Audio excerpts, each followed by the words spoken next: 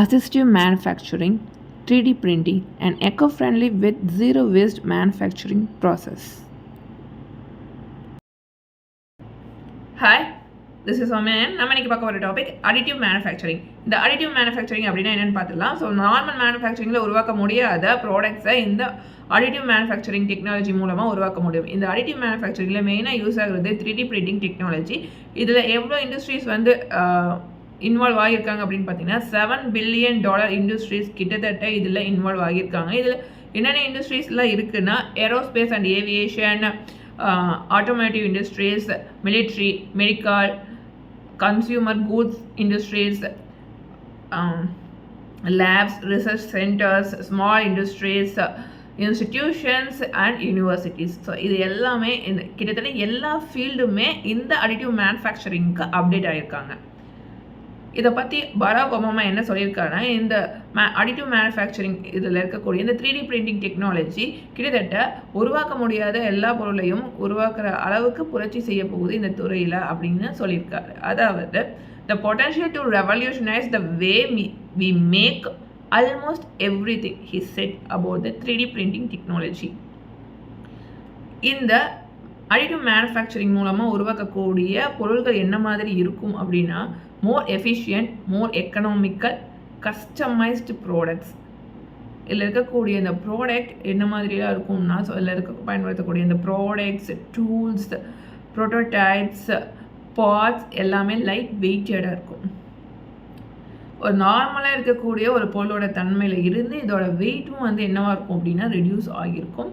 அதுதான் இந்த additive மேனுஃபேக்சரிங்கோட work. So இதோட அட்வான்டேஜஸ் என்ன அப்படின்னு நம்ம ஃபஸ்ட் பார்த்துலாம். ஃபர்ஸ்ட் ஒன் என்ன அப்படின்னு பார்த்தீங்கன்னா, மேக்கிங் ப்ரீவியஸ்லி அன்மேக்கபிள் ஷேப்ஸ். ஸோ உருவாக்க முடியாத ஷேப்ஸ்லாம் முன்கூட்டியே வந்து உருவாக்கி வைக்கிறது தான் இந்த அடிட்டிவ் மேனுஃபேக்சரிங் ப்ராசஸில் ஸோ மேஜர் ரோல். ஓகே, இதில் வந்து என்ன இருக்குன்னு பார்த்தீங்கன்னா, complex internal channels, solid interlocking pieces, lattice filled closed space. So இந்த மாதிரியான இது எல்லாமே வந்து இதில் ஸோ ஷேப் வந்து உருவாக்க முடியாத முன்கூட்டியே என்ன பண்ணிடுவாங்கன்னா டிசைன் பண்ணிடுவாங்க 3D பிரிண்டிங் மூலமாக. அதுக்கப்புறம் ஸோ மேனுஃபேக்சரிங்க்கு எடுத்துகிட்டு போகிறாங்க. அடுத்து fabrication without tooling, moulding and dies. Okay, இதெல்லாம் வந்து ஆட் பண்ணாமல் கிட்டத்தட்ட ஒரு யூனிக்காக வந்து இதை டிசைன் பண்ண முடியும்.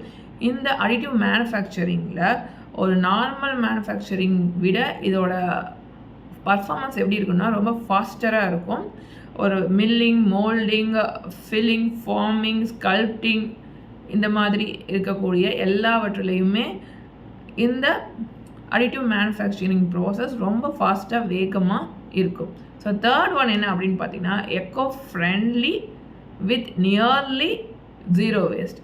இதில் பயன்படுத்துகிற மெட்டீரியல்ஸ் எல்லாமே வந்து 3D பிரிண்டிங் மூலமாக உருவாக்கக்கூடிய மெட்டீரியலாக இருக்கும். ஸோ போஸ்ட் கன்சியூமர் ப்ராடக்ட்ஸ் வந்து யூஸ் பண்ணுறாங்க இந்த 3D பிரிண்டிங் டெக்னாலஜிக்காக. இது வந்து ஜீரோ வேஸ்ட் கொடுக்கறதா இருக்கும். ஸோ டைட்டானியம் மெட்டல் கூட இந்த 3D பிரிண்டிங் மெட்டீரியல் மூலமாக பிரிண்டிங் டெக்னாலஜி மூலமாக உருவாக்குறாங்க. இதில் என்னென்ன மெட்டல்ஸ்லாம் வந்து இந்த 3D பிரிண்டிங்கில் உருவாக்குறாங்கன்னு பார்த்தீங்கன்னா, titanium, copper, aluminium, stainless steel இது எல்லாமே 3D பிரிண்டிங் டெக்னாலஜி மூலமாக இவங்க உருவாக்குறாங்க. ஸோ அடுத்து நெக்ஸ்ட் ஒன் என்ன அப்படின்னா, so eliminating part assembly. So part அசம்பிளியில் இருக்கக்கூடிய அந்த குளறுபடிகள் எல்லாம் இது வந்து என்ன பண்ணணும்னா ரெடியூஸ் பண்ணும். ஒரு பார்ட் அசம்பிளியில் இருக்கக்கூடியதில் இருக்கக்கூடிய அந்த வீக்னஸ், அந்த ஏரர்ஸ் இதெல்லாம் வந்து ரெடியூஸ் பண்ணிடும். அதே நேரத்தில் லேபரும் ரெடியூஸ் பண்ண முடியும். இந்த 3D பிரிண்டிங் டெக்னாலஜி மூலமாக ஒரு ப்ராடக்ட் டிசைன் ஆகிற இடத்துல கிட்டத்தட்ட ஒரு 100 ப்ராடக்ட்ஸை வந்து டிசைன் பண்ண முடியும். ஒரு ப்ராடக்ட்டுக்கு எடுக்கக்கூடிய நேரம் கிட்டத்தட்ட 100 ப்ராடக்ட்ஸை அதே நேரத்தில் இதை வந்து உருவாக்க முடியும். ஸோ லெஸ் எக்ஸ்பென்சிவாகவும் இருக்கும். ஒரு யூனிக் அண்ட் கஸ்டமைஸ்டாகவும் இதை டிசைன் பண்ண முடியும். So eliminate time and labour. அதே நேரத்தில் இதில் இருக்கக்கூடிய அந்த எரர்ஸையும் கிட்டத்தட்ட இது எலிமினேட் பண்ணிடும். இதுதான் இதோட மேஜர் ரோல். அடுத்து on demand production reduces inventory. So next one என்ன அப்படின்னு பார்த்தீங்கன்னா, in-house production eliminates supply chain vulnerability. இந்த சப்ளை செயின் வல்னரபிலிட்டியை வந்து என்ன பண்ணும்னா ஸோ எலிமினேட் பண்ணும்.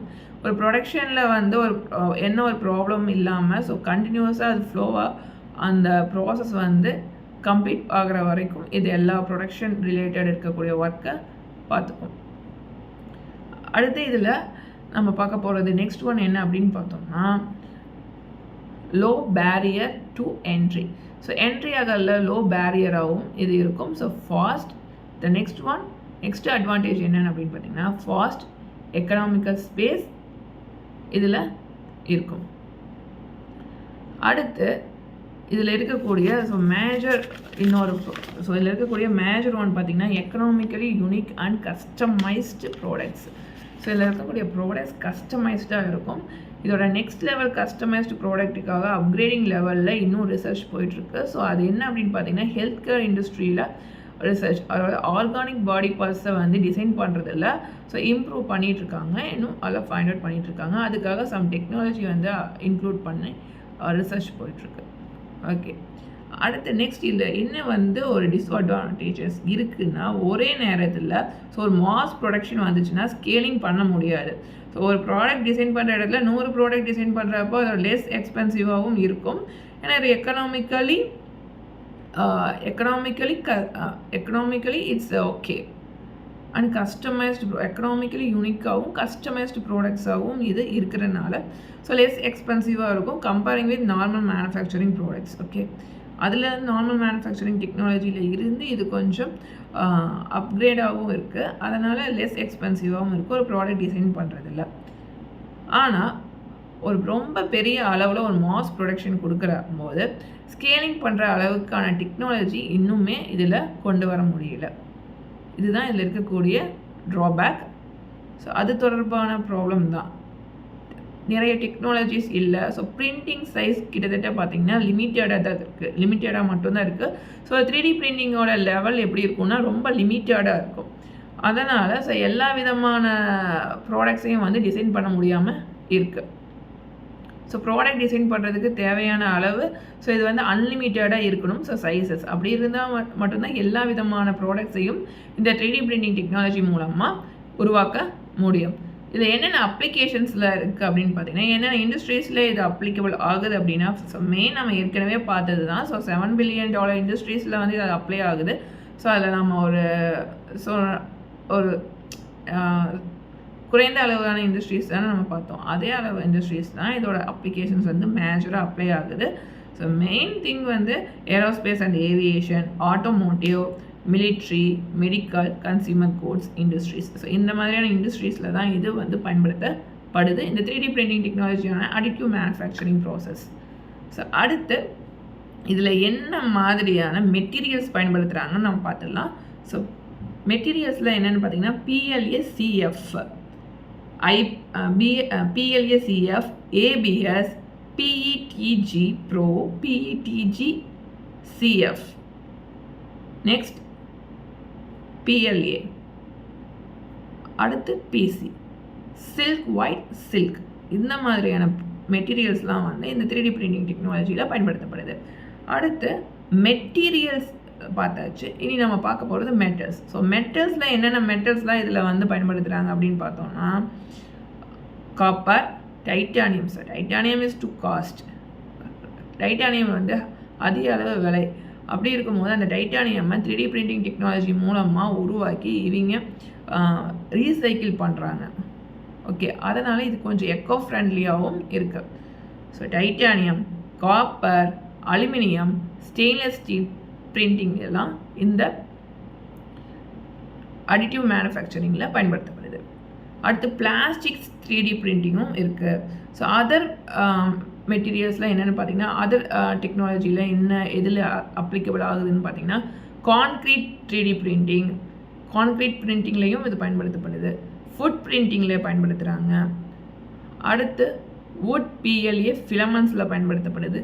சிராமிக் கோட்டிங்கில் இதை பயன்படுத்துகிறாங்க. சிராமிக்லேயும் இது பயன்படுத்தப்படுது. ஸோ இந்த மாதிரி கிட்டத்தட்ட எல்லா துறையிலையுமே இதோட வளர்ச்சி வந்து இருக்கு. அடுத்து ஆர்கான்ஸ் அண்ட் பாடி பார்ட்ஸ் பிரிண்டிங்லேயும் இது பயன்படுத்தப்படுது. அதாவது பயோ பிரிண்டிங் அப்படின்னு சொல்லுவாங்க. இந்த ஆர்கான் பாடி பார்ட்ஸ் தயாரிக்கிறதுக்கு பேர் வந்து பயோ பிரிண்டிங். இந்த பயோ பிரிண்டிங் மூலமாக டிஷ்யூஸ் எல்லாமே உருவாக்குறாங்க. கிட்டத்தட்ட எல்லா ஆர்கன்ஸுமே இதில் உருவாக்க முடியும் அப்படின்னு சொல்லியிருக்காங்க. அதே நேரத்தில் அதை பற்றி ரிசர்ச் இன்னும் போயிட்டுருக்கு. அப்படி இருக்கும்போது ஒரு ஆர்கன் வந்து இன்னொரு நபர்கிட்ட இருந்து எடுக்கிறது வந்து ரெடியூஸ் பண்ண முடியும் அப்படின்னு சொல்கிறாங்க.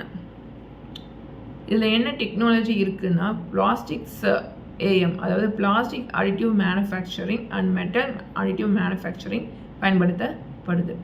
சாஃப்ட்வேர் என்ன யூஸ் பண்ணுறாங்கன்னா CAD, அப்புறம் DFAM வந்து யூஸ் பண்ணுறாங்க. இது என்ன அப்படின்னா DFAM பிரின்சிபலை பேஸ் பண்ணி தான் இது வந்து ஆக்டிவேட் ஆகும். இதில் டிராஃப்ட் பண்ணுறாங்க. ஒரு ப்ராடக்ட் மாடல் எப்படி இருக்கும்னு சொல்லிட்டு அதை டிராஃப்ட் பண்ணிவிட்டு அடுத்து அதில் CAD சாஃப்ட்வேரில் டிசைன் பண்ணுறாங்க. இதில் என்னென்ன டூல்ஸ் இருக்குது அப்படின்னா 3D scanning software, print preparation software, simulation tool, the next one 3D printer system, இதெல்லாம் அதில் பயன்படுத்தப்படுது.